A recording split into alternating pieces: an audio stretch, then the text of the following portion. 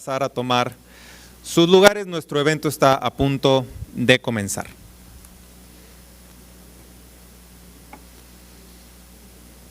Asimismo, también les solicitamos de la manera más amable poner sus teléfonos celulares y aparatos de radiocomunicación en modo silencio. También les pedimos, por favor, no abandonar esta sala durante el evento. El evento se tiene previsto que termine aproximadamente a las 11:45 de la mañana.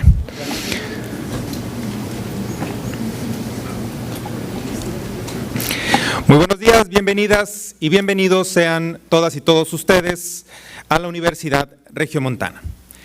Saludamos con mucho gusto a la comunidad estudiantil UR, a los estudiantes de diversas instituciones educativas que el día de hoy también nos acompañan. Asimismo, saludamos, por supuesto, a las distintas autoridades e invitados especiales que nos honran con su presencia esta mañana. Y también, por supuesto, saludamos al público en general que nos está acompañando, así como a las personas de prensa que también se han dado cita con nosotros en este auditorio. Por supuesto, no omito saludar a aquellas personas que nos están siguiendo a través de las distintas redes sociales de la Universidad Regiomontana y que nos acompañan en este evento. En el marco de nuestra serie de encuentros y conferencias, Mi Decisión por México 2024, nos complace tener el día de hoy al candidato a la presidencia de la República, el maestro Jorge Álvarez Maínez, para dialogar con nuestros estudiantes sobre su visión sobre el futuro de México y algunos temas de suma importancia para nuestra comunidad estudiantil. Bienvenido, candidato.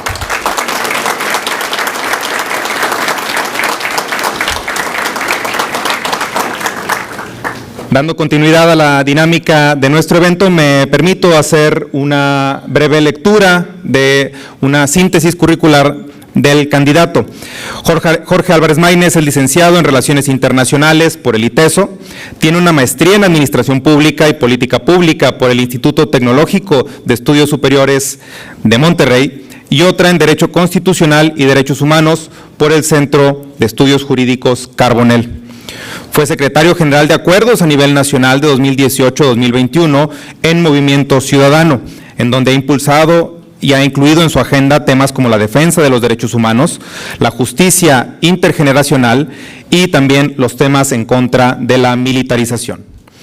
Fue diputado local en Zacatecas del año 2010 al 2013 y diputado federal por Movimiento Ciudadano de 2015 a 2018, así como coordinador de la bancada naranja del año 2021 al año 2024. A lo largo de su trayectoria legislativa ha presentado más de 300 iniciativas de ley. Para complementar esta breve semblanza, veremos ahora un video sobre la experiencia y la historia del candidato Jorge Álvarez Maínez. ¿Quién es Álvarez Maínez? Jorge Álvarez Maínez. Nació el 8 de julio de 1985 en Zacatecas. Es licenciado de la carrera en Relaciones Internacionales por el ITESO y tiene la maestría en Administración y Políticas Públicas y también la maestría en Estudios Internacionales en el Instituto Tecnológico y de Estudios Superiores de Monterrey, así como la maestría en Derecho Constitucional y Derechos Humanos en el Centro de Estudios Jurídicos Carbonell. Y tengo dos hijos, Luciano de 5 años y Constanza de 5 meses, con Sara Aguilar, que es mi compañera de vida y que estoy muy orgulloso de haber construido esa familia. Como diputado, ha denunciado las injusticias más grandes de este país. Todos los desvíos en los que ha estado involucrado los de violencia sexual. Las pruebas, por favor, que acreditan los desvíos que se han dado en el estafa maestra.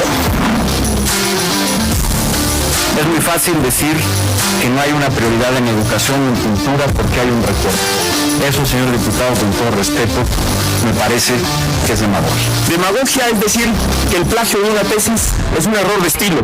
Han gastado en este gobierno 30,000 millones de pesos en publicidad oficial, más que lo que han gastado en mejorar escuelas en los 4 años de gobierno del presidente Peña Nieto. Si usted demuestra que cualquiera de estas cifras que he dado aquí es falsa, no solamente renuncio a mi cargo actual, renuncio a hacer política. Licenciado Bartlett, aquí iniciamos con la cortesía de darles la bienvenida a los funcionarios, pero yo no puedo decir que ustedes bienvenidos. Pero hablo a nombre de una generación que entiende que el principal reto que vamos a tener en los próximos años es la lucha contra el cambio climático. Y el bando al que usted está representando es el peor de los bandos posibles de nuestra generación. Desde el 2020 a la fecha, la Comisión Federal de Electricidad ha incrementado el 362% el uso de termoeléctricas. Si el billón 350 mil millones de pesos que la Comisión Federal de Electricidad destina a subsidiar tarifas eléctricas lo invirtiera en paneles solares, tendríamos paneles solares para todos los hogares de México. Nuestro sistema de salud está colapsado, dejando sin atención a 30 millones de personas, millones de mexicanos. Sabemos que hoy el litro de la gasolina no cuesta 10 pesos como prometieron quienes están en el poder. Millones de mexicanos entendemos que aunque el dólar esté barato, la tortilla, el huevo y la carne están carísimos. Ser joven de que lo disculpo. De nada, nunca lo pondré como un pretexto. Y en verdad conocen a los jóvenes del país que quieren gobernar. A eso me voy a dedicar también toda la campaña. Jorge Maínez es el único candidato que escucha a los jóvenes, que no les tiene miedo.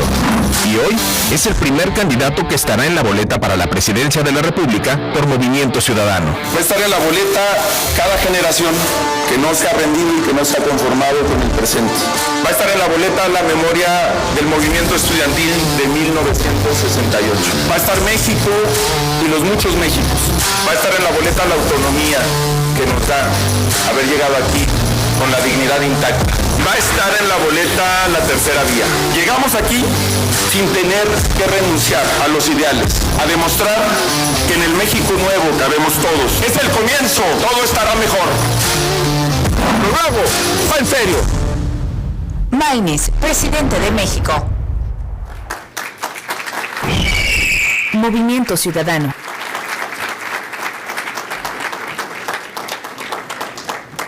Una vez presentado al candidato por Movimiento Ciudadano a la presidencia de la República, Jorge Álvarez Maínez, me permito ceder el uso del micrófono para que nos acompañe aquí al frente y nos comparta su mensaje para las y los estudiantes de la Universidad Regiomontana. Lo recibimos con un fuerte aplauso, candidato.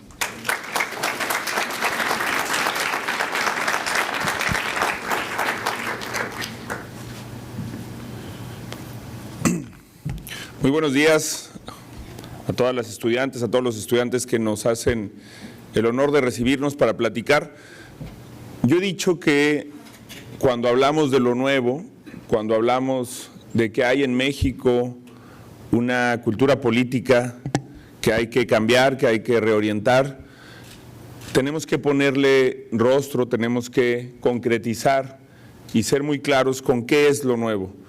Lo nuevo es que en México las campañas dejen de ser un ejercicio de autoengaño, de autoconsumo, en donde cuando vayamos a un estado le pidamos a los coordinadores políticos de ese estado que nos organicen un evento para nosotros mismos, para que nos aplaudan, para ir ahí, subirnos a un templete y hacer una campaña y mandar esa foto a todos los medios de comunicación y decir qué bien nos fue en ese estado porque nos recibieron a todo dar, porque la gente nos aplaudió, porque lo que necesitamos en México es un debate de altura, un debate de estatura, un debate que nos permita presentar propuestas que trate a las ciudadanas y a los ciudadanos como seres pensantes, reflexivos, críticos y que los coloque como parte del cambio.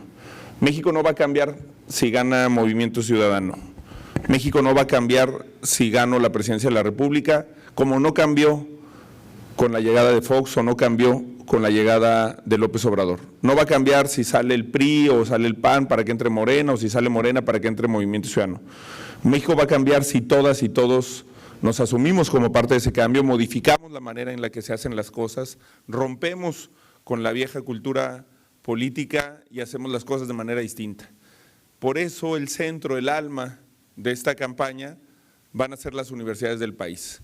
Quiero ir a todas las universidades que pueda, a todas las que nos inviten estamos aceptando, estamos generando esta posibilidad de intercambio, de diálogo con estudiantes universitarios a lo largo y ancho de México.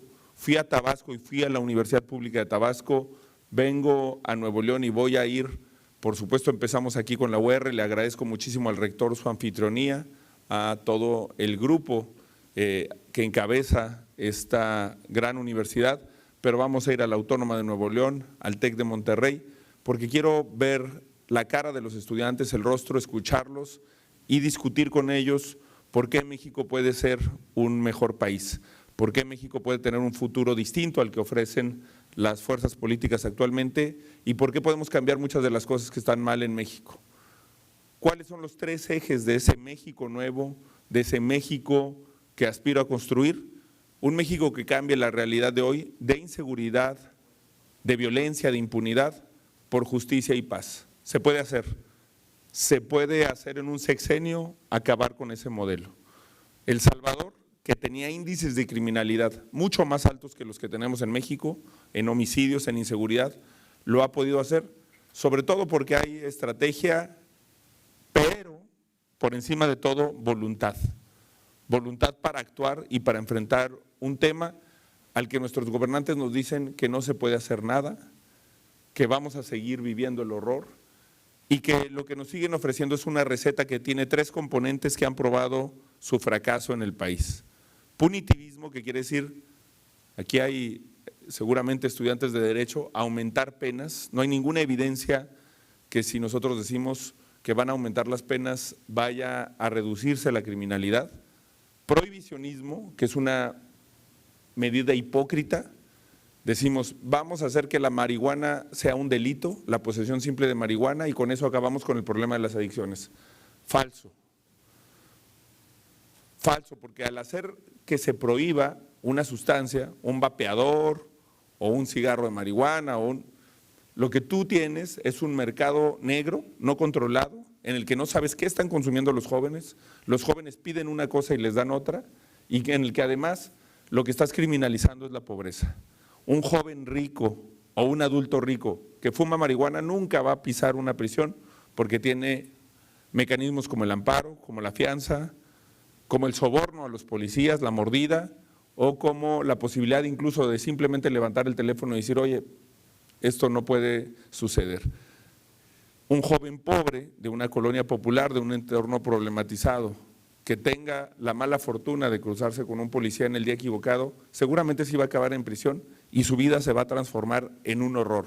En la prisión va a conocer al crimen organizado, a una red criminal que lo va a llevar a una vida de sufrimiento, de horror.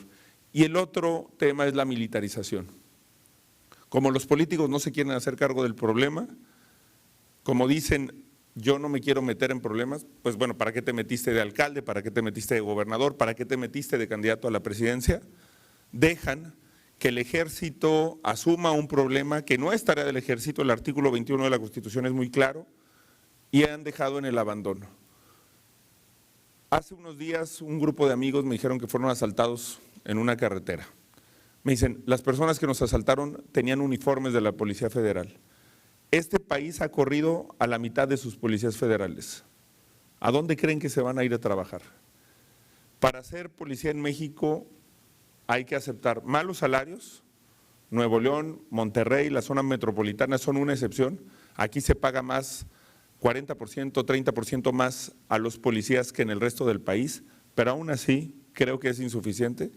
Hay que aceptar 0 capacitación, te capacitan 6 semanas para ser policía y hay que aceptar la imposibilidad de crecimiento. La carrera policial en México no existe. Si tú quieres crecer, si tú quieres tener una trayectoria de crecimiento al interior de la policía, la única manera es que crezca la corporación. Es básicamente un modelo piramidal, un modelo fraudulento. ¿Podemos cambiar esos 3 ejes? Sí.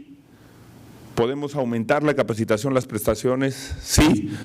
¿Y podemos tener voluntad para frenar al crimen organizado, los índices que hoy tiene el país? Por supuesto. Hay que tener una gestión basada en evidencia, pero sobre todo una voluntad política y una decisión de atajar el problema de la seguridad, de la violencia y de la impunidad.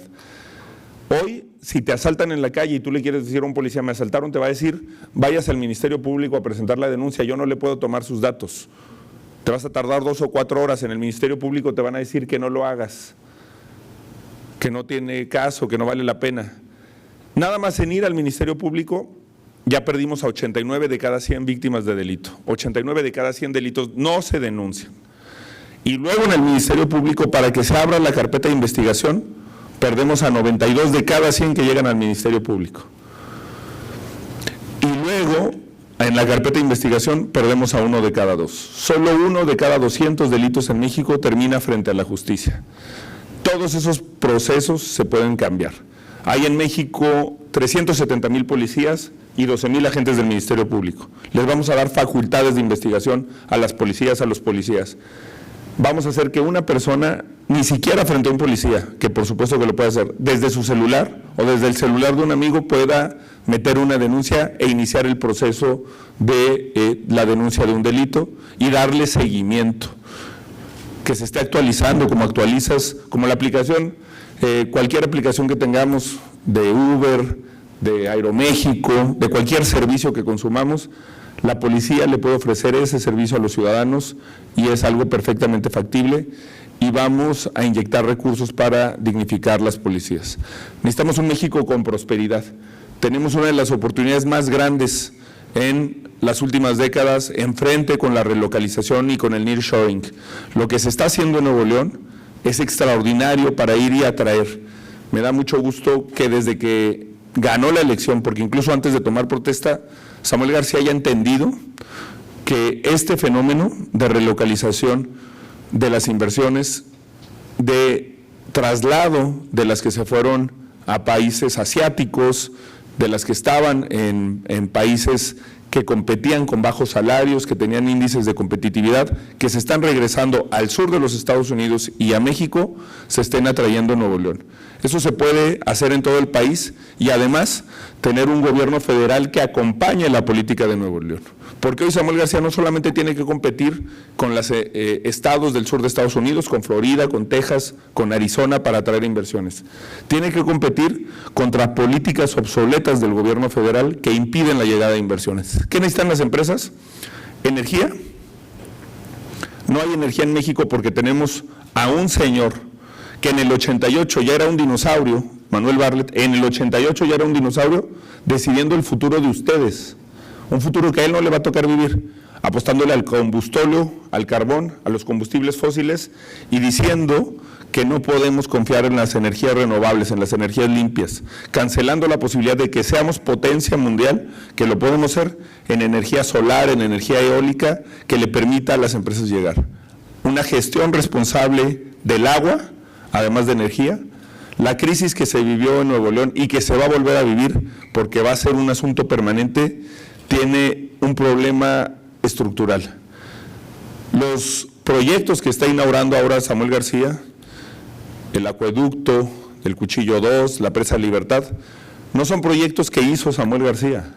Tenían 30 años en el despacho del gobernador, 25 años en el despacho del gobernador y no se hicieron. Así hay proyectos en todo el país, proyectos hídricos que todos saben que se necesita, pero como no daban votos, como no se veían, como es más efectivo un gobierno comprando votos que un gobierno reformando las condiciones de vida de las personas, las condiciones en las que convivimos con la naturaleza, se ha detenido la inversión en agua y en infraestructura hídrica. Y además en la reutilización, en el reuso del agua, que es muy importante. Necesitamos detonar proyectos importantes en agua para poder capitalizar eso. Se necesita para la prosperidad seguridad. Muchas inversiones están dejando de llegar a México por lo que les acabo de comentar. Yo estudié en la Ciudad de México mi maestría. Me iba saliendo de la maestría a las 10 de la noche, que me dicen que es el horario que también tienen aquí las licenciaturas ejecutivas. Cuando estás trabajando, necesitas ese horario de 7 a 10, yo iba a la maestría de 7 a 10, salía a veces de la Ciudad de México y me iba en la carretera hasta Zacatecas. Llegaba en 5 horas y media, 6 horas.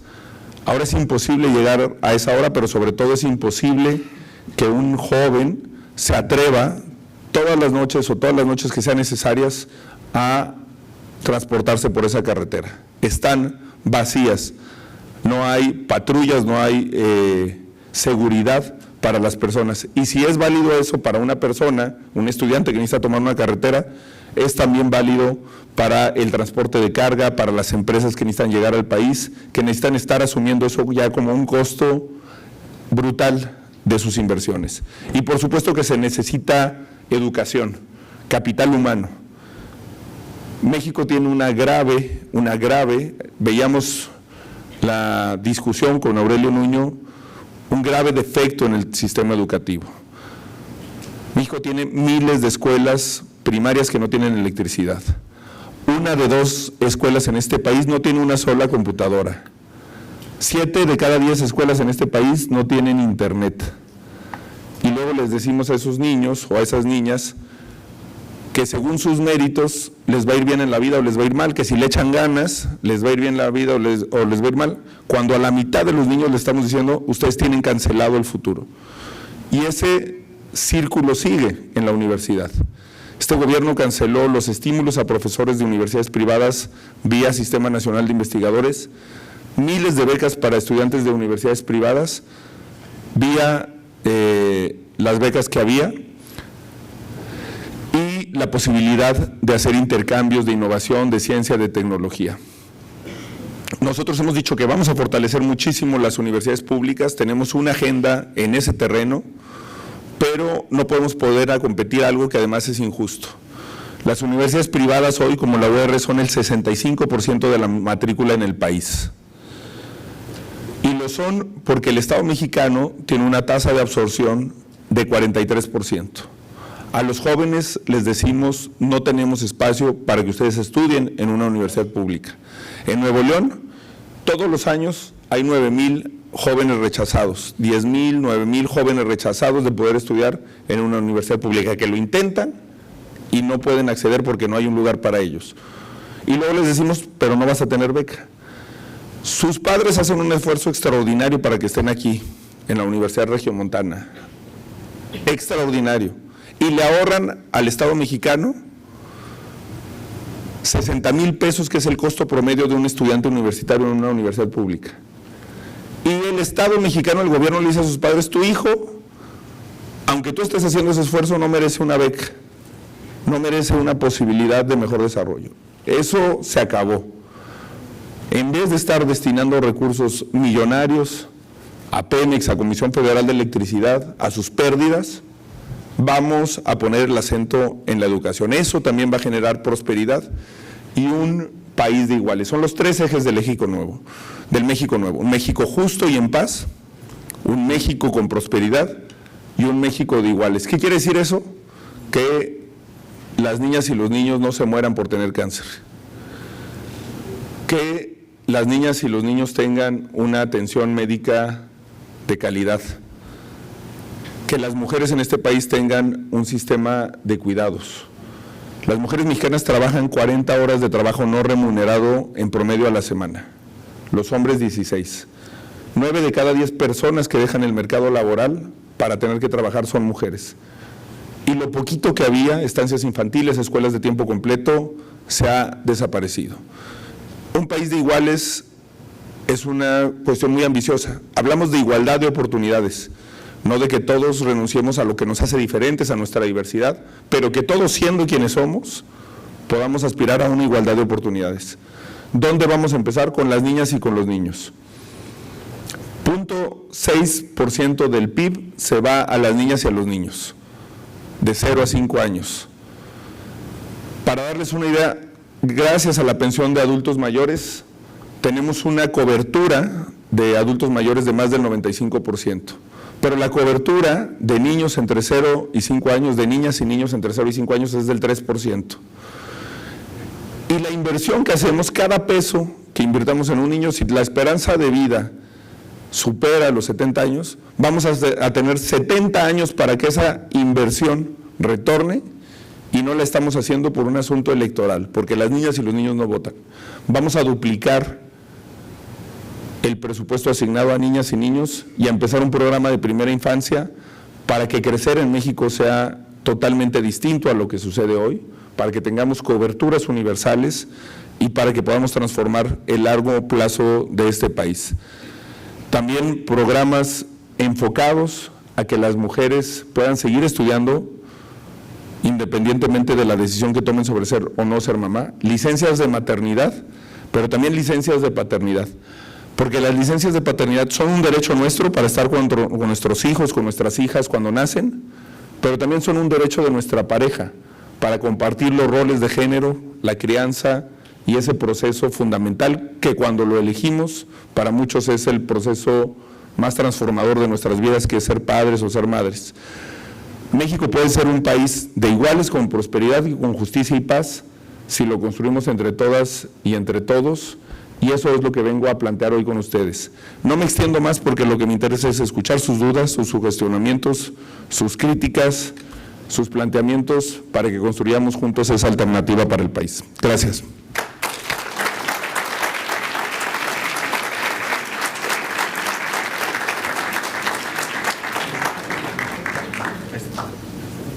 Sí, claro. Gracias. Muchísimas gracias al candidato a la presidencia por el Partido Movimiento Ciudadano, Jorge Álvarez Maínez, por su mensaje. Ahora me gustaría que continuáramos con la dinámica del evento, que ahora se transforma más bien en un diálogo con la comunidad estudiantil UR. Por lo tanto, me gustaría presentarles primero a Luis Telles Quiroga, de la carrera de Arquitectura, y a Paulina Marisela Rivera Garza, de la carrera de Negocios Internacionales, para que nos acompañen aquí al frente y estén dialogando directamente con el candidato. Un fuerte aplauso para ella y para él.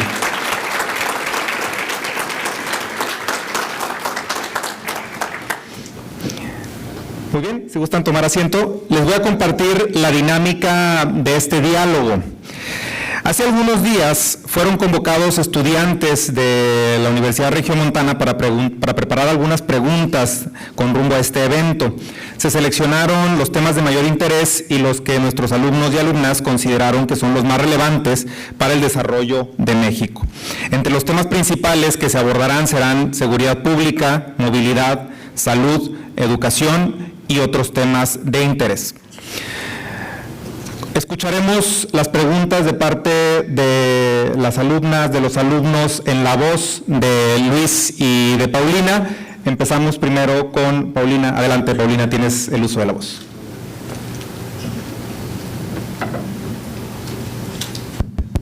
Gracias. Bueno, mucho gusto, candidato, muchas gracias por su presencia. Ya sé que ya nos mencionó un poco sobre todos los temas que vamos a abordar, pero quisiéramos profundizar un poco y pues la primera pregunta sería: ¿qué planes tienes para fortalecer las instituciones de seguridad y justicia en el país?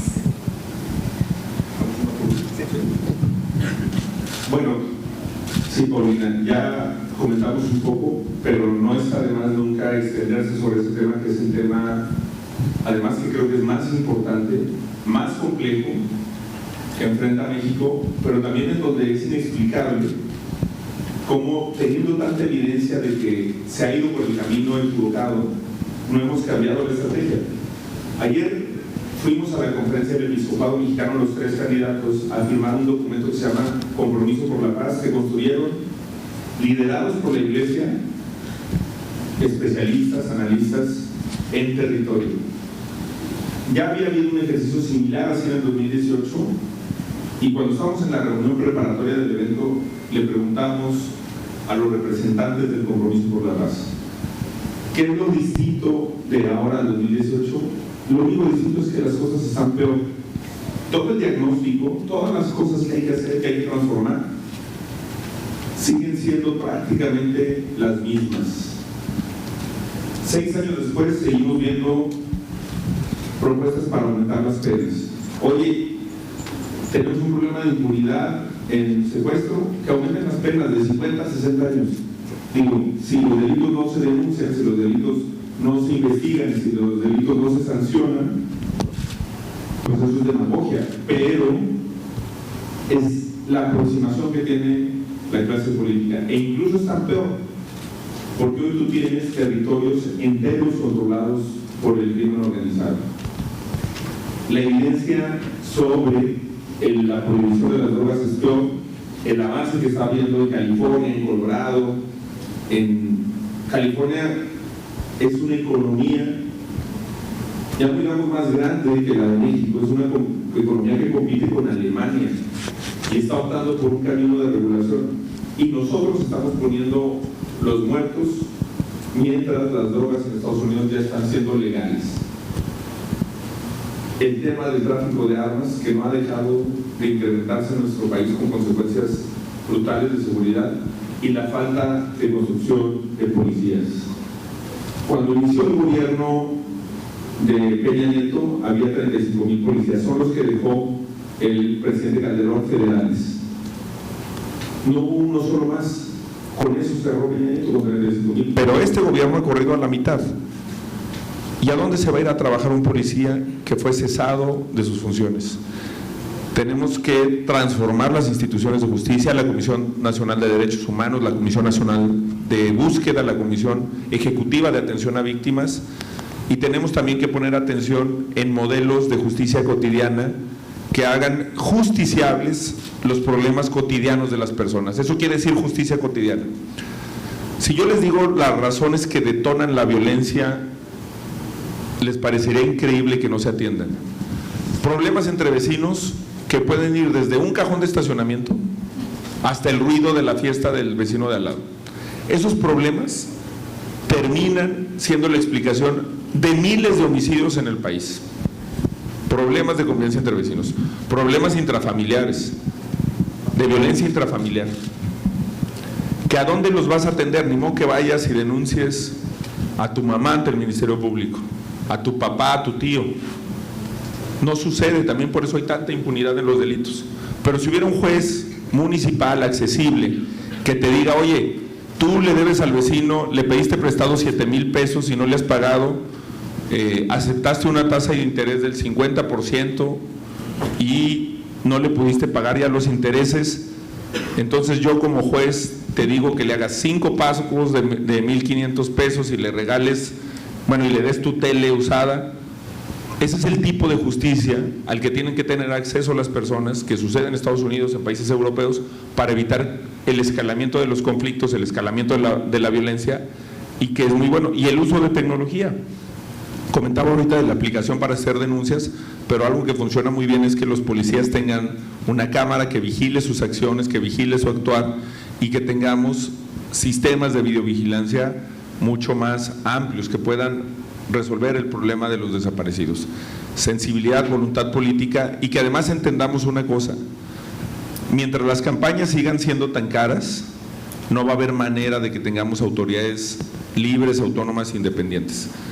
Para todos es una monserga ver las caras de los políticos por todos lados en una campaña. A nadie le gusta, a nadie le parece que eso sea atractivo, que eso sea orientador para su voto. Pero ese gasto millonario, yo le preguntaba hace rato en un desayuno de empresarios, ¿cuánto valdrá una campaña para la alcaldía de Guadalupe, para la alcaldía de Monterrey? 80 millones, 100 millones, 200 millones. ¿Qué persona honesta puede tener 200 millones para una campaña? ¿Qué persona que no tenga compromisos con grupos oscuros, con intereses oscuros, puede tener esa cantidad para una campaña? ¿Y para qué se los va a invertir? Si tú tienes 200 millones, ¿por qué los invertirías en una campaña? ¿Cuál va a ser el beneficio que vas a tener? ¿O vas a llegar a robar para pagar esos compromisos? ¿O a entregarle el Estado, el municipio, el país a los intereses de esos grupos? Necesitamos reformar la relación entre dinero y poder, porque muchas de esas campañas ahora las están financiando el crimen organizado. Dinero sucio, dinero en efectivo, dinero que entra sin regulación y que se termina convirtiendo en compromisos. Y creo que la única opción que ofrece esa independencia, esa autonomía y el atender un cambio de estrategia profundo es la que representamos nosotros. Primero que nada, candidato, un gusto. No lo pude saludar, hermano. Pero siguiendo con un poco del tema que menciona, quería yo preguntar, ¿cómo piensa combatir la corrupción en las fuerzas de seguridad y garantizar la rendición de cuentas? Aprovechando el tema que ya mencionaba.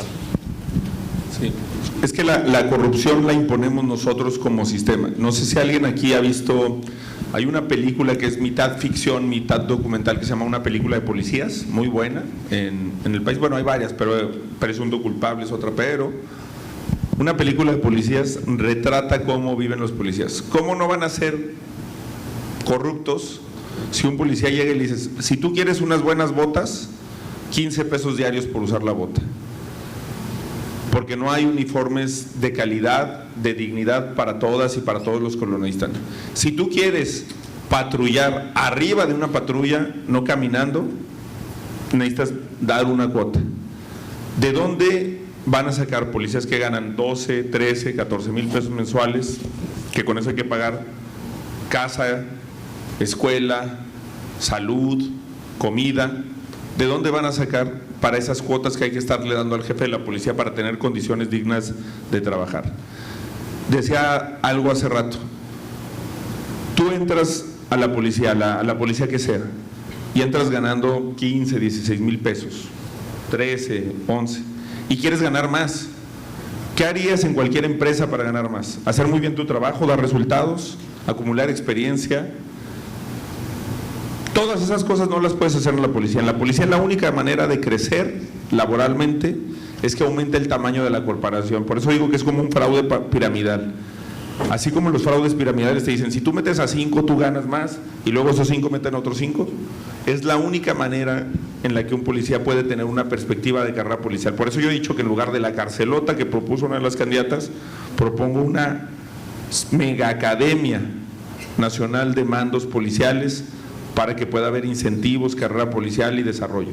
Y combatir la corrupción dándole dignidad a las personas. Un policía tiene que tener un buen sueldo, seguro de vida, seguro de gastos médicos mayores y prestaciones para que sus hijos tengan becas. Tiene que también tener un programa de salud mental. Si ven ustedes videos de los policías con un uso excesivo de la fuerza, por ejemplo ahora que fue el 8 de marzo, en varios estados del país hay videos con un uso excesivo de la fuerza. Hay que preguntarnos quién educó y cómo educó a esos policías. ¿Cómo fueron esos policías cuando fueron niños? Que es algo que yo le decía siempre a Aurelio Nuño. Aurelio Nuño y Peña Nieto decían que los maestros de Oaxaca eran muy malos. ¿Cómo fueron esos maestros de Oaxaca cuando fueron niños? ¿Qué entorno tuvieron? ¿A qué escuelas fueron? ¿Qué maestros tuvieron ellos? Por eso me gusta mucho el enfoque de primera infancia, porque ahí sí podemos intervenir. Cuando intentamos intervenir en la sociedad, después de esa etapa, cada vez es más costoso, menos efectivo y más complejo hacerlo. Entonces, en el caso de los policías necesitamos también que tengan atención de salud mental para que podamos tener criterios, normas de actuación en este tipo de eventos mucho más sensibles, con apego a derechos humanos y no propiciarles nosotros mismos la corrupción a través de condiciones precarias de trabajo, Luis. Muchas gracias, candidato. Ahora pasemos al tema de la movilidad. Pues sabemos que México tiene algunas de las ciudades con mayores dificultades de movilidad en toda América Latina y pues teniendo este contexto, ¿cuáles son las alternativas para hacer frente a este problema? Sí, pues yo le digo a Samuel, le digo que sus mejores espectaculares son esos camiones verdes bonitos de Nuevo León, porque están reformando el sentido de la dignidad que puede tener una persona. Miren, el país más rico no es en el que todos aspiremos a tener coche. Si todos aquí tuviéramos coche, no seríamos una sociedad rica. No cabríamos en ningún estacionamiento y por eso la gente en Monterrey no cabe ya en su ciudad. El país más rico es en el que el rico usa transporte público. Yo no sé si me dejarán mentir, pero tú vas a Londres, a la zona más rica de la ciudad, a los mejores restaurantes y ejecutivos que ganan cientos de millones al año, para ir a su casa se suben al camión, para no tener que manejar con unos alcoholes encima, para no tener que estar haciendo esperar a un chofer, y llegan a su casa, o al metro. Lo mismo en Nueva York. Vas al Congreso de los Diputados en España, al Parlamento francés, y ves llegar a los parlamentarios en metro o en camión, porque es digno, porque llega a tiempo, porque no está pestoso. porque es seguro, porque es efectivo, porque haces menos tiempo en metro, en camión, que ir en el tráfico de la ciudad. Y en cambio en México lo que tienes es el entorno opuesto. El transporte público es uno de los muchos temas, como la educación, como la salud, que los políticos no arreglan porque no utilizan. Los parques, las canchas, las condiciones en las que está el país. Tenemos que modificar eso, tener una inversión muy fuerte en movilidad, en transporte público no motorizado, en ciclovías, en mejores calles para caminar. Hoy, justamente antes de venirnos aquí, Juan Zavala se quedó en el Fiesta Inn y yo en el Hyatt. Están a 300 metros de distancia, no puedes ir caminando. Eso sucede en Monterrey masivamente. Necesitamos poner ciudades con las personas al centro y no con los coches al centro, y ustedes van a decir, pues eso se necesita con inversión. Para eso existen impuestos verdes, impuestos ecológicos, en los que el que contamina más, el que deja una huella de carbono más grande, las personas tienen derecho a tener tal cantidad de riqueza que puedan viajar todos los días en aviones privados, tal vez sí, pero que paguen lo que contaminan, para que las demás personas tengan electromovilidad, transporte público digno y forma de transportarse. Yo creo que poner la agenda de ciudades en el centro es también hacer muchos cambios en beneficio de las niñas, de los niños, de las mujeres, de hacer sociedades más igualitarias y en las que podamos ir avanzando todas y todos. Candidato, ha sido bastante dinámico el proceso para la elaboración de estas preguntas, y justamente una de las que surgía con mucho interés en estos foros de debate donde se estaban organizando la elaboración de estos cuestionamientos era justamente sobre la educación y la deserción escolar. Por ahí el compañero Luis trae una pregunta al respecto, entonces me gustaría también que escucháramos esta pregunta sobre educación y deserción. Sí, era ¿cómo aseguramos un sistema educativo de calidad para tanto docentes como alumnos? Para ambos, de que tengan un sentido justo, de calidad y necesario para ambos. Sí, pues miren, en los temas de calidad hay varios criterios que un sistema educativo debe tener. Cobertura, empiezo por eso, porque ¿cuál es el problema que tenemos en el país? Lo decía ahorita, en el sistema educativo, cobertura que tiene varios nudos. Un nudo se da en eficiencia terminal de secundaria. Las niñas y los niños dejan de estudiar antes de concluir la secundaria porque tienen que trabajar y producir para no tener pobreza en sus hogares. Necesitas meter incentivos ahí para que se queden en la escuela, materias, matemáticas financieras, para que puedan ser útiles y productivos en sus entornos familiares, en sus entornos sociales, desde esa edad, desde la adolescencia, y orientación vocacional para que vean la escuela no como una carga para su vida, sino como una posibilidad de desarrollo, que desde la prepa pueden entrar a orientaciones tecnológicas, productivas, que les hagan sentido y que les permitan contribuir al entorno. Y el problema de la cobertura se da muy fuerte también en universidades por el asunto de la pobreza. Solamente 1 de cada 6 jóvenes que están entre el 20% más pobre de la población, en el quintil de mayor pobreza, van a la universidad. Así va a ser muy difícil perpetuar un cambio, o dejar de perpetuar un cambio en las condiciones de vida de las personas. El problema de una sociedad no es que haya pobres y ricos por su esfuerzo solamente, sino que los pobres no puedan dejar de ser pobres, que no tengan movilidad social, que se llama ese término, para cambiar sus condiciones de vida, que es una oportunidad de mejoramiento a la que todas las personas tienen derecho. Pero les estamos cancelando esas oportunidades. ¿Cómo lo haces? Descentralizando las universidades públicas. La Universidad de Guadalajara ha hecho un gran esfuerzo en ese sentido. Por eso, de 400,000, 390,000 estudiantes pobres que hay en las universidades de México, prácticamente la quinta parte, 78,000, están ahí, porque han hecho campus que acercan la educación superior a las personas en su municipio, en otras partes que no tienen. Monterrey no tiene ese problema en general, Nuevo León, porque hay una alta concentración de la población en la zona metropolitana, pero sí lo tiene dentro de sus municipios de la zona metropolitana, sí no tiene las mismas condiciones de desarrollo y de posibilidades si vives en Apodaca o si vives en San Pedro. Eso en materia de educación superior se puede generar, por supuesto con becas, con estímulos a la docencia.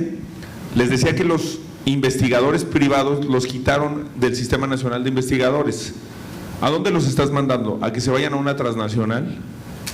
¿A que se vayan a una farmacéutica? ¿A una empresa que les pueda pagar lo que el Estado no les está pagando? Porque la inmensa mayoría de la gente que se dedica a tareas docentes, aquí hay muchos docentes, lo hace por un asunto de vocación.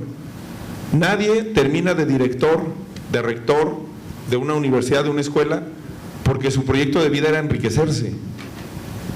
En la educación es una de esas áreas de trabajo, del conocimiento, en donde el principal motor es la vocación que tú tienes, por la docencia, por la investigación. Y mucha gente, por eso el Estado mexicano tiene que promover esas actividades, que haya patentes, que haya investigación, y para eso también se necesita presupuesto.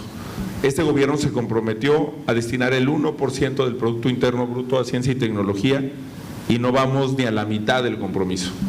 Eso se puede hacer con una transformación radical del CONACYT.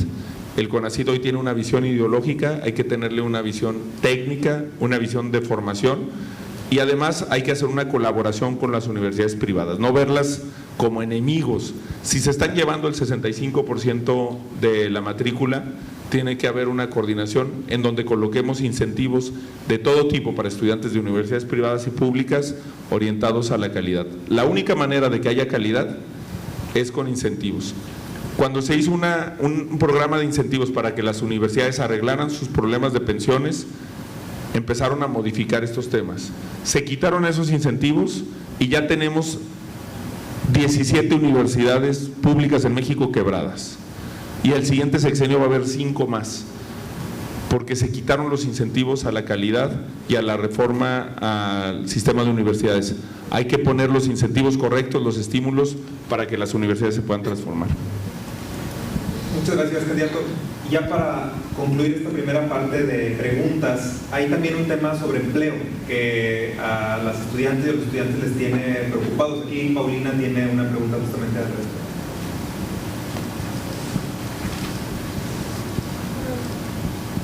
Pues finalmente, pues ¿qué mensaje enviarías a nosotros los jóvenes respecto al tema laboral y pues a las oportunidades de empleo que tenemos nosotros en el futuro? Sí. Miren, voy a hacer de nuevo referencia a algo, pero me parece muy importante porque esta campaña tiene cobertura en otros estados y me parece muy importante decirlo aquí. Vi un encuentro en una universidad donde una candidata en la Anáhuac de la Ciudad de México dijo que a ella le preocupaba que los jóvenes se estaban dejando llevar por el TikTok y que por eso les caían bien Samuel y Mariana. Eso es no entender para nada cómo funciona la tecnología y es no entender por qué está pasando lo que está pasando en Nuevo León. Todos aquí tienen, o lo traen, o tienen acceso, o lo pueden pedir, un celular donde pueden investigar las cifras que yo estoy dando y ponerle ahí y desmentirme en el acto. Pero Jalisco y Nuevo León han sido constantemente en los últimos años número 1 y número 2 en generación de empleos. Este año, en enero y febrero, Nuevo León generó 36,000 empleos. Acabo de estar en Campeche, que gobernó el que hoy es dirigente nacional del PRI, era el anterior gobernador y hoy gobierna Morena.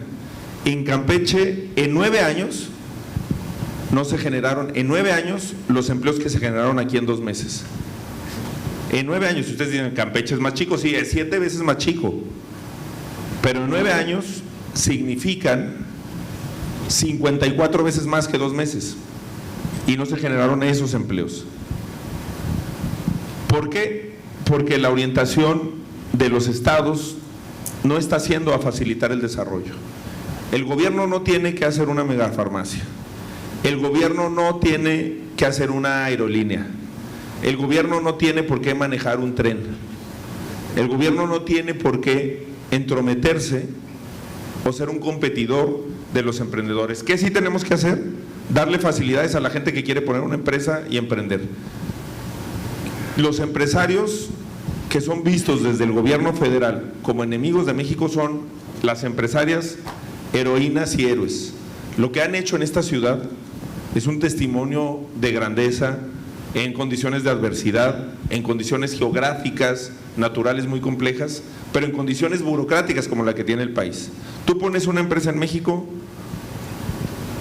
de entrada tienes que pagar 70% más de tu nómina por el IMSS y por el Infonavit. Si dices la verdad, te castigan. ¿Qué es lo que incentivan? Que mucha gente mienta en cuáles son los salarios reales y que le mienta al IMSS, que le mienta al Infonavit. Tienes que declarar mensualmente los impuestos.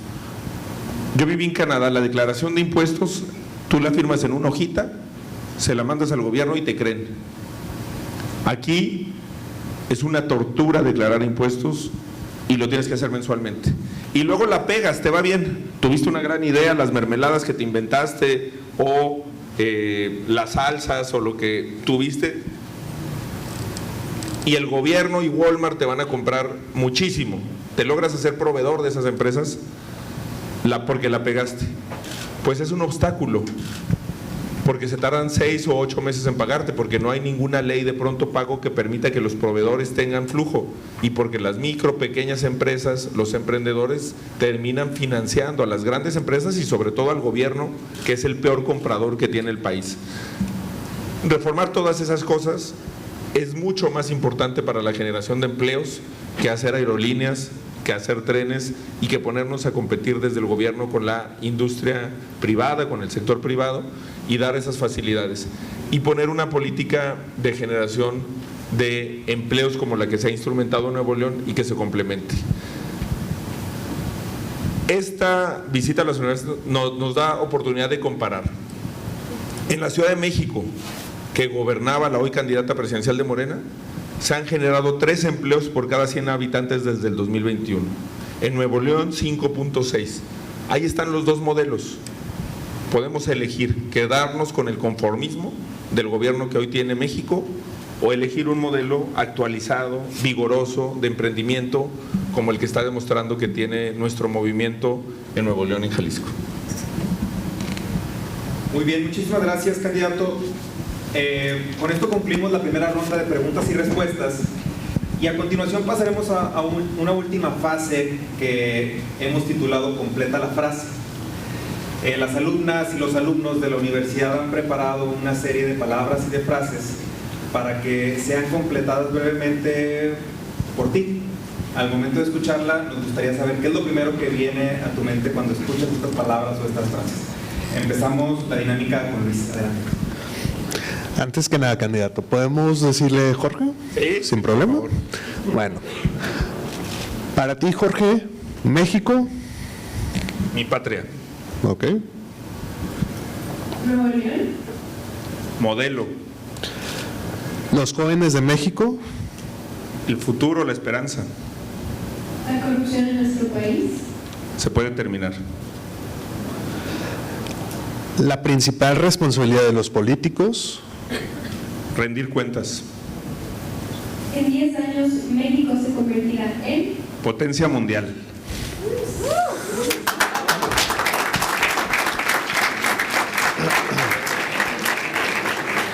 El papel de las mujeres en nuestro país. Les debemos mucho. Si te conviertes en presidente de México, ¿qué sería lo primero que harías? Trabajar por las niñas y los niños.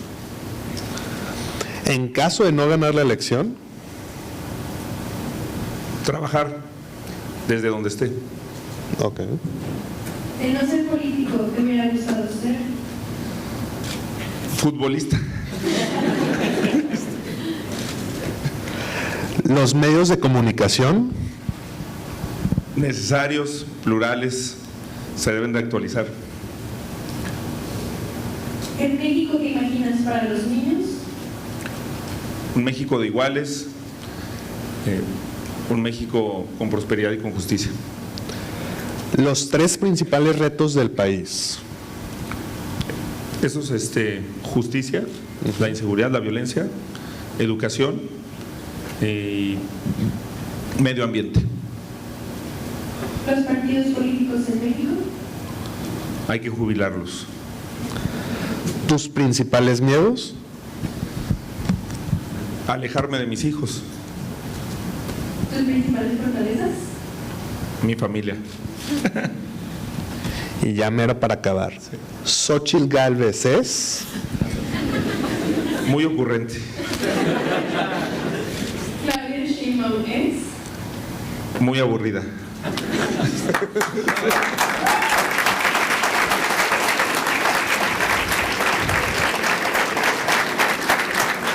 Y la última, Jorge Álvarez Maínez es... Muy optimista.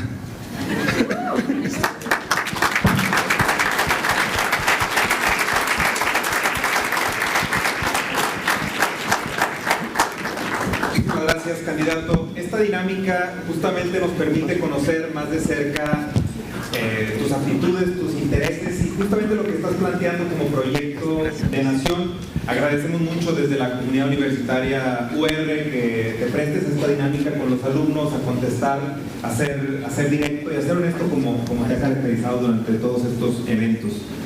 A continuación, ya para casi ir concluyendo con nuestro evento, vamos a abrir el micrófono a un par de preguntas del público.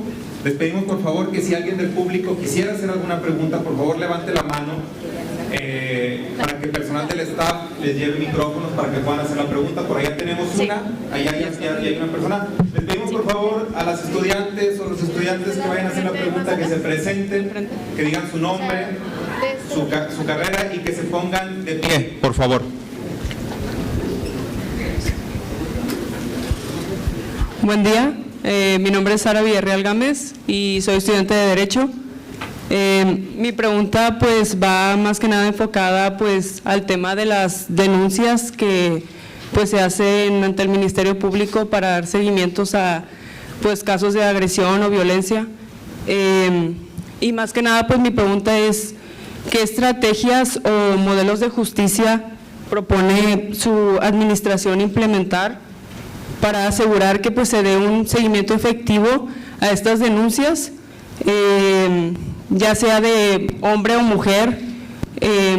Pues mi pregunta pues parte ya que pues acaba de acontecer un suceso muy trágico donde una señora policía pues fue asesinada, si no me equivoco por su pareja, y esta señora pues ya había hecho previamente una acusación por violencia y pues no se hizo nada al respecto. Entonces considero que esto es un tema muy vital e importante y también quisiera saber pues cómo se puede evitar que la persona no sea revictimizada, ya que pues es un suceso muy traumático por el que muchas personas deciden dejar a un lado su situación o no hablar al respecto.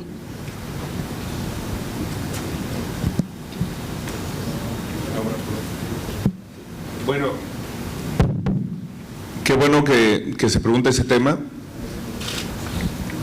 Este tema en particular también me trastornó, porque además justo se dio en el contexto del 8 de marzo, pero además es un tema que me ha tocado ver. Cuando les digo esta cualidad que desde mi punto de vista debe tener un gobernante, un político, de la empatía, realmente si tuviéramos empatía podríamos construir entornos distintos para los servidores públicos, incluyendo a los policías y a las policías. No nos detenemos a ver en qué tipo de colonias están viviendo esas policías y esos policías a los que les pedimos que nos cuiden y en qué tipo de entornos familiares. Las policías mujeres sufren violencia en estándares y niveles altísimos, en su casa, en su centro de trabajo, por sus superiores, y está súper normalizado el acoso y la violencia que padecen. Me parece que tú das en el centro de lo que hay que destrabar. Hay dos cosas. Una sí es la tecnología, facilitar el acceso a la denuncia, que además nos permite hacer sistemas de inteligencia. Cuando estábamos haciendo toda esta estrategia de seguridad, que ustedes la pueden consultar, Álvarez Maínez, Estrategia de Seguridad, Justicia y Paz, que presentamos, que es más grande que este tema, es una conferencia entera sobre ese tema. Nos acordábamos de la película de Tom Cruise. Yo sé que soy de otra generación y que a lo mejor muchos de ustedes ya no les tocó, que se llamaba Minority Report, que era un mecanismo tecnológico para predecir los sucesos y evitarlos antes de que ocurrieran. Bueno, se puede hacer porque podemos primero tener un universo criminal delimitado. No necesitamos andar patrullando para vigilar a 100 millones de personas en este país. porque los delitos que se cometen en este país los comete un universo criminal de entre 200 y 400 mil personas. Podemos prácticamente saber dónde operan, cómo operan y quiénes son. Y no estar encarcelando inocentes de manera arbitraria o absurda, porque esta tecnología de denuncia nos permitiría tener mucha más información de en dónde están pasando las cosas, con qué frecuencia, con qué estilo, tener criterios estandarizados para tener una inteligencia policial que nos permita actuar y prevenir. Prevenir antes de que sucedan las cosas. Si nosotros ya sabemos que entre 7 y 8 de la mañana en tal parada de autobús se están robando celulares, puedes diseñar una estrategia mucho más efectiva. Que entre 7 y 8 de la noche están acosando mujeres, están teniendo actitudes de abuso sexual sobre mujeres en tal lugar, puedes tener una estrategia delimitada. Cuando lee uno la experiencia que viven las mujeres en este país en su paso por el transporte público, se le cae la cara de vergüenza. Pero todo eso se puede prevenir con acciones de movilidad, de dignificación del transporte público, pero también con una estrategia preventiva basada en la información. Pero el otro tema, el tema fundamental, es un tema cultural que tú dices. ¿Cómo no revictimizar a alguien que denuncia? Es increíble los comentarios que hay en redes sociales sobre este tipo de casos. Yo nací en Zacatecas, vi cómo entre varios policías, 10, 12, 14, agredían a una chava de las que estaban en las protestas del 8M, y los comentarios que había sobre ese tema. Ese cambio cultural, también para eso es importante las primeras infancias, que desde niñas y niños, y que involucremos a los hombres. ¿Cuál ha sido un problema de la perspectiva de género y que tiene que ver con el caso del policía que tú comentabas? Que se hace un curso de taller de género por el municipio, por el Estado, por el Instituto de la Mujer. ¿Ves tú la foto del evento del taller de género? 60. Y la capacitación de los otros. Esa mujer se entera de sus derechos, se entera de muchos de los cambios positivos que hay en la legislación para la protección, pero los hombres no se están enterando. Si ustedes buscan en El País, en el 8 de marzo o en el Financial Times, hay un fenómeno muy grave que está pasando, que es se está polarizando también en eso la sociedad. Muchos hombres se están haciendo cada vez machistas a la par de que crece el feminismo, porque se está viendo como si el feminismo fuera una agresión a los hombres. Cuando lo que está planteando el feminismo es, somos iguales. Esa playera o esa taza o esa frase que está en tazas, en playeras, que dice, el feminismo es la idea radical que postula que un hombre y una mujer son iguales. Esa cultura es el origen de esa revictimización y la tenemos que cambiar en las escuelas, en los entornos mucho más pequeños, para que cuando lleguemos a esa etapa no haya esa revictimización. Y no se cambia metiendo gente a la cárcel. Por eso digo que el punitivismo es una falsa salida. Porque ¿cuál ha sido el problema? Que la respuesta a muchas de esas conductas ha sido que metan a ese cuate a la cárcel. Compartió fotos de su compañera, delito. Pues no vamos a estar metiendo a todos los estudiantes de preparatoria que comparten fotos.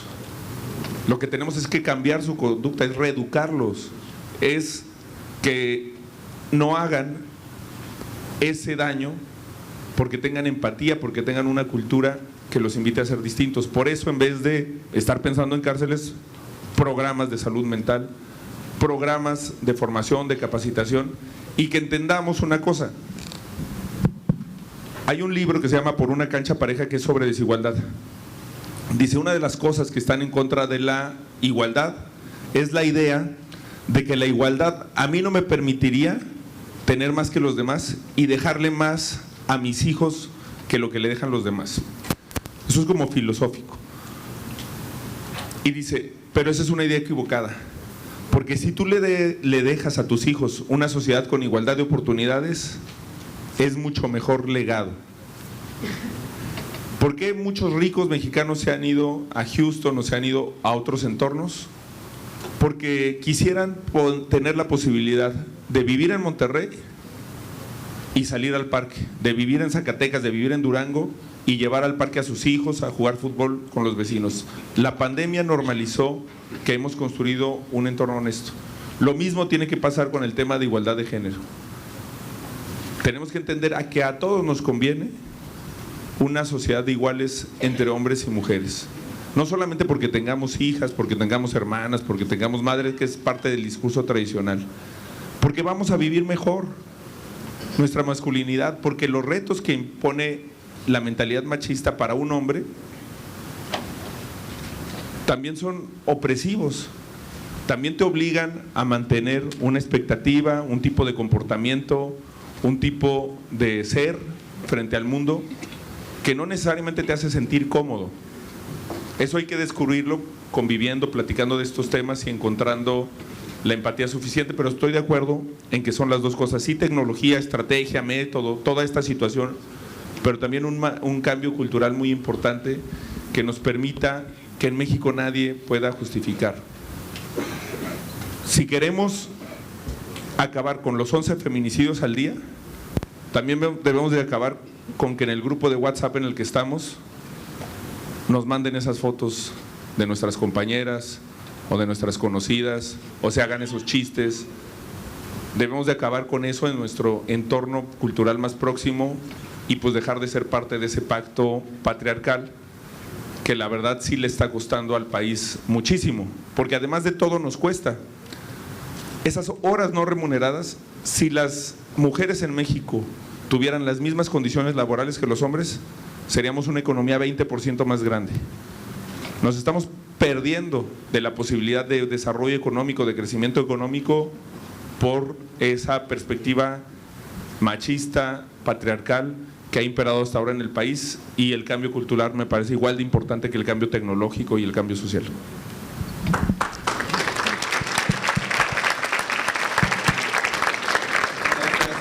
Tenemos oportunidad para una pregunta más. Por aquí está la persona que nos apoyará con el micrófono. Sí, gracias. Les pedimos por favor que se presenten, nombre completo, carrera y su pregunta que sea concisa. Gracias. Bueno, mi nombre es Marta Nicole Gómez Alba y soy estudiante de gastronomía, administración gastronómica, y mi pregunta es, si somos un país geográficamente estratégico en cuanto a comercio y manufactura, ¿por qué no producimos marcas propias y solamente maquilamos autos y electrodomésticos? Si aquí tenemos la materia prima y la mano de obra. Pues en general todo el sector de innovación, de ciencia y de tecnología tiene muchos problemas. Estos mismos problemas de inseguridad que se sufren en las carreteras los hay en materia de propiedad intelectual, de seguridad jurídica, en el desarrollo de una patente. Imagínense si denunciar ante el Ministerio Público tarda 2 o 4 horas, hacer la patente de un invento, ¿cuánto puede tardar? Todas las personas que te lo pueden robar en el camino, todo lo que se puede tardar mientras vas a estar compitiendo. Si tú quieres desarrollar un auto eléctrico en México, vas a estar compitiendo contra subsidios multimillonarios en Europa, subsidios multimillonarios en los Estados Unidos, centros universitarios de alta tecnología enfocados, todo en eso. Y nosotros tenemos, por ejemplo, un compañero, un amigo, hermano de Patricia Urriza, que es candidata nuestra a diputada local en Coyoacán, que quiere hacer un coche, pues lo tiene que hacer prácticamente él, manualmente.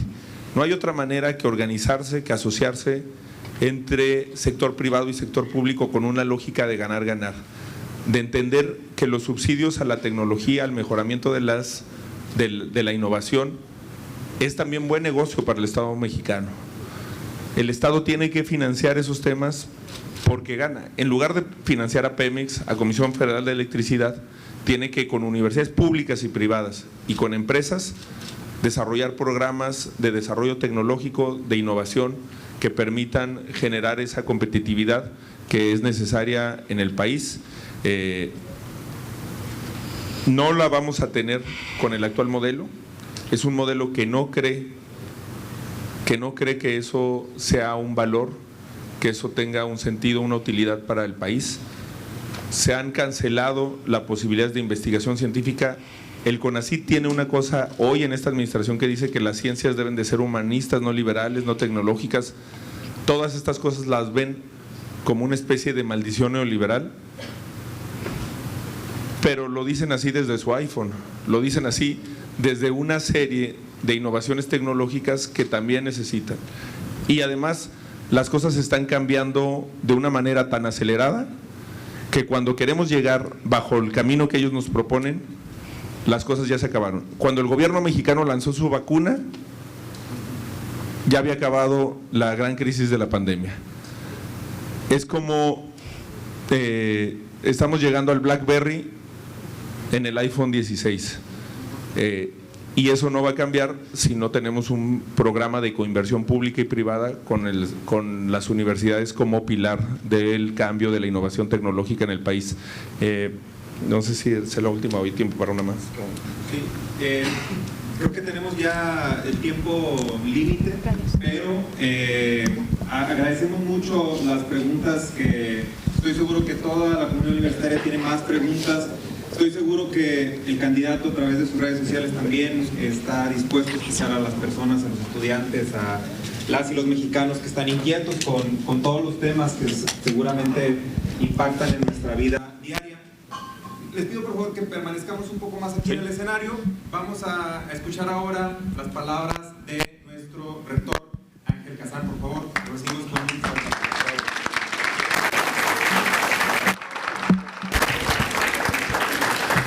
Cuando se les pregunta a los jóvenes de Monterrey, de México, del mundo, ¿qué es lo que más les preocupa? El 68% responde: lo que más nos preocupa es que no se escuche nuestra voz. Maestro Álvarez Maínez, gracias por estar aquí y darle a los jóvenes la oportunidad de que se escuche su voz. Las instituciones educativas estamos convocadas a hacer este espacio de diálogo, de respeto, de libertad, pero sobre todo de reflexión para construir un mejor México.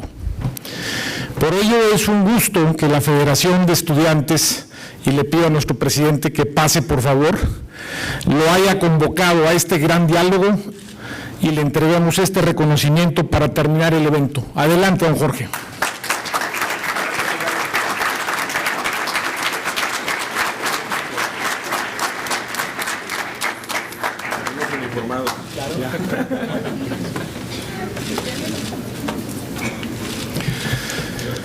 Muchísimas gracias. Esto es UR. Gracias.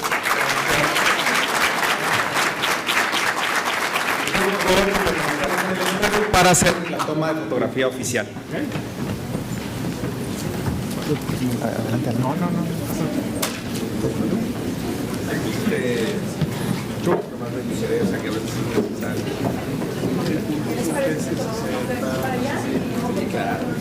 Sí.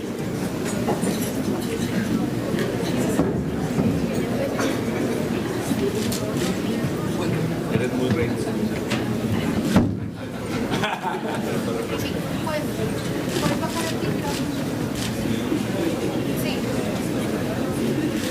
Gracias. Gracias. Cuando quieras. ¿Puedo ver del otro lado? Dijo, ¿no?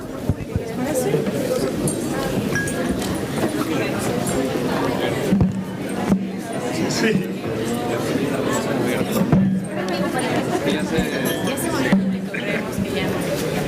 Ya. Les pido que regresen para la foto. ¿Quieres tomar la foto? No, así está bien. Sí,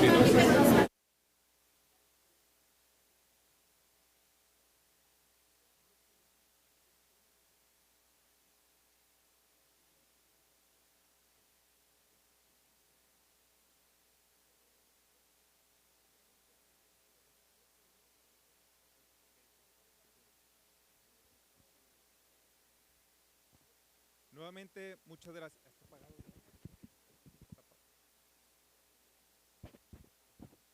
Nuevamente, no está apagado.